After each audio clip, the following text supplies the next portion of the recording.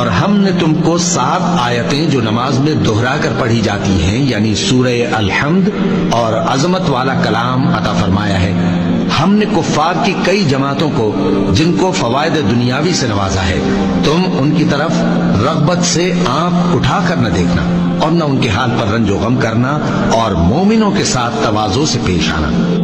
توبہ کرنے والے، عبادت کرنے والے، حمد کرنے والے، روزہ رکھنے والے، رکوع کرنے والے، سجدہ کرنے والے، نیک کاموں کا امر کرنے والے اور بری باتوں سے منع کرنے والے، اللہ کی حدوں کی حفاظت کرنے والے،